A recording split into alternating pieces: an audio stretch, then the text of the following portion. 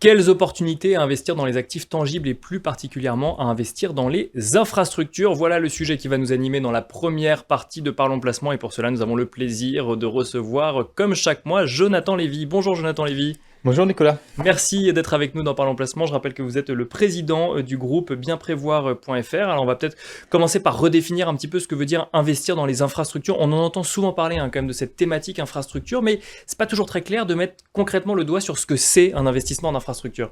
Oui, et pourtant c'est très simple, on a tout autour de nous. Les infrastructures sont les équipements, les installations qui profitent à la société, à la collectivité. Donc je vais ramener sur un graphe, sur un tableau, des exemples en fait d'infrastructures. Il y en a dans différents secteurs.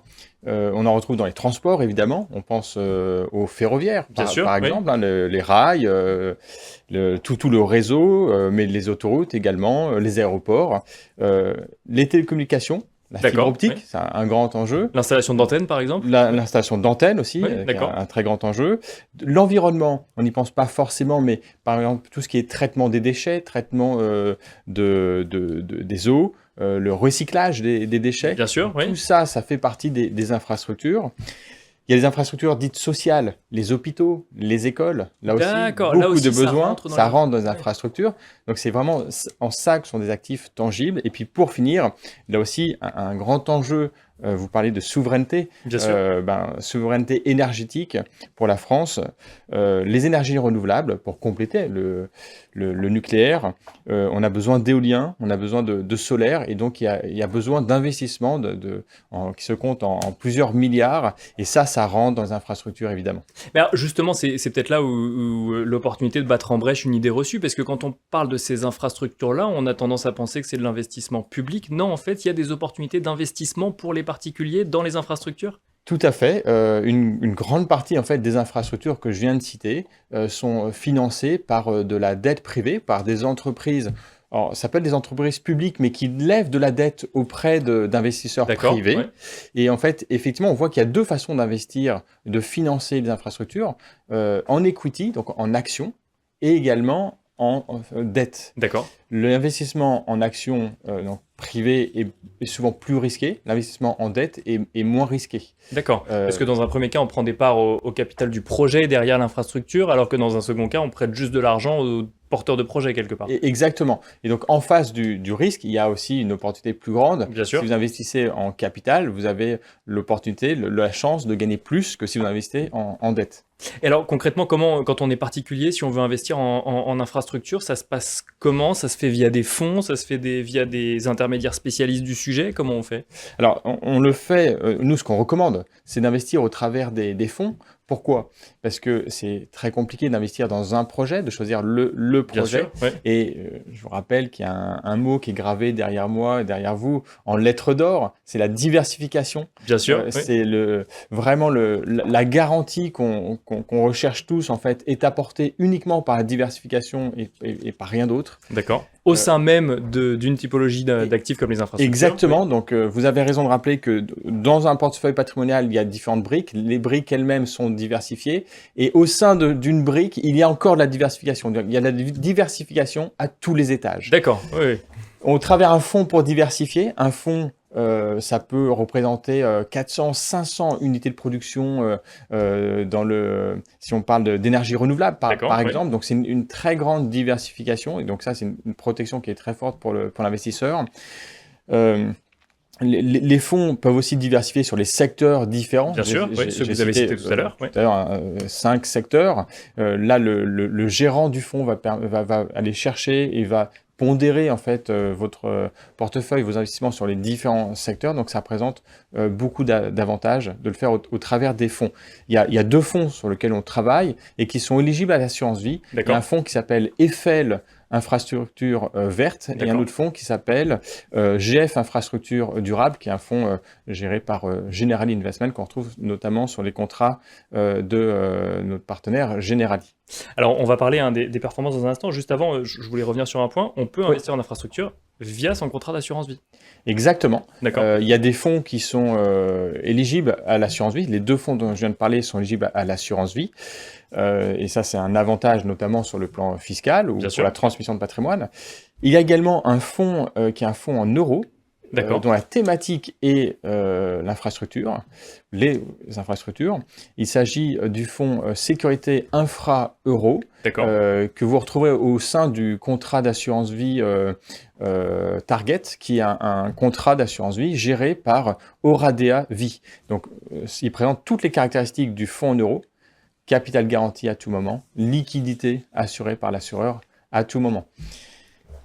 Un mot sur les performances. À quelle performance peut-on s'attendre lorsqu'on fait des investissements donc sur la thématique infrastructure, étant rappelé évidemment que toute performance, il y a toujours ce couple rendement-risque qui existe. Plus on attend des performances élevées, plus les risques sont élevés. Alors, si on vient du moins risqué au plus risqué, j'ai parlé du fonds en euros. Le fonds en euros sécurité infra-euro a fait 3,50 en 2023. Je rappelle que les performances passées ne préjugent pas bien sûr, mais oui. c'est une indication quand même. Donc 3,50 en 2023 et sans bonus comme il peut y avoir sur d'autres fonds. Donc une performance qui est tout à fait correcte, 3,50 net des frais de gestion. Ouais. Sur les deux autres fonds, on tourne sur 2023 entre 4,5 et 5,5 de net de frais de gestion du contrat d'assurance vie. Si vous logez donc net de tout frais, vous êtes au-dessus de 4,5 sur 2023, et il est probable, en tout cas les gestionnaires visent un rendement net de tout frais supérieur à 4. Ça, c'est pour les fonds de type obligataire. Bien sûr. Et les fonds equity, j'en ai pas cité, mais ils sont beaucoup plus risqués. Ils ont un risque qui est de 6 ou 7 sur 7, donc on est au maximum. Dans le haut de la fourchette du risque, oui, c'est ça. Et les gérants visent un objectif de performance de 15% par an sur 7-8 ans. Donc on est rémunéré pour le risque qu'on prend, mais voilà. Mais on prend du risque pour la rémunération. Voilà, exactement. Ça, tout dépend de ce que recherche l'investisseur. Et alors justement, en termes de risques, quels sont les risques à investir, que ce soit en dette ou en equity, sur ce type d'actifs? Alors, il y a toujours des risques, même en dette, même si le risque est plus faible, le risque est que de 3 sur 7 sur les deux fonds obligataires. Ouais. Mais même là, sur une ligne de production ou sur un investissement, il peut y avoir des risques de non-remboursement.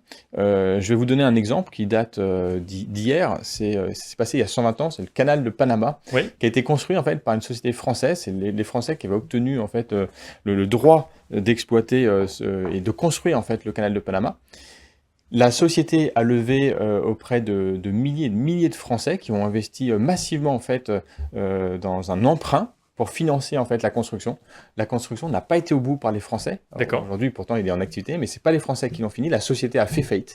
Et les Français, à l'époque, on parle des Français en 1904, il y a 120 ans, ils n'ont pas retrouvé leur argent. Ils ont perdu la quasi-totalité de ce qu'ils ont investi. C'est les Américains qui ont fini le canal de Panama. Donc, il y a des risques. Il y a des risques plus récents de sociétés qui n'ont pas finalisé en fait l'infrastructure. Il peut y avoir des décalages. Le projet peut prendre plus de temps. Il peut être retardé. Il peut aussi, on peut avoir besoin d'investir plus que ce qui était prévu initialement. Donc, il y a des risques, et ça, c'est le boulot du gestionnaire de s'assurer que le projet est viable. Pour finir, Jonathan Lévy, vous êtes venu avec un deuxième visuel, 4 raisons d'investir en infrastructure. Pour conclure notre échange, quelles sont-elles? Alors, il y a effectivement 4 raisons principales d'investir en infrastructure. La première, c'est que c'est un actif qui est complètement décorrélé des autres actifs. Et je vous parlais de construction de portefeuille, et ça, c'est vraiment intéressant pour un particulier d'avoir des actifs décorrélés de la bourse, décorrélés des taux d'intérêt, de ce que va faire la BCE, la Fed ou ou Poutine. C'est des actifs qui sont résilients en cas de crise économique. On aura toujours besoin d'hôpitaux, on a toujours besoin des rails pour voyager. Donc, quelle que soit l'évolution économique en France, ces infrastructures vont exister et vont fonctionner. Et ça aussi, c'est intéressant. Le profil rendement-risque, on l'a évoqué, oui, bien sûr. Par rapport au risque et prix, le rendement est tout à fait satisfaisant, et même certainement plus satisfaisant que sur beaucoup de classes d'actifs. D'accord.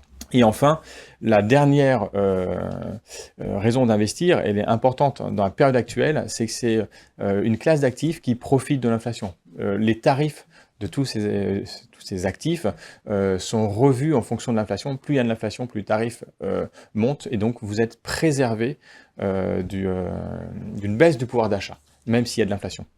Merci beaucoup, Jonathan Lévy, de nous avoir présenté donc les investissements en infrastructure. Je rappelle que vous êtes président du groupe bienprévoir.fr. Merci beaucoup. Merci à vous. Et quant à nous, on se retrouve dans un instant.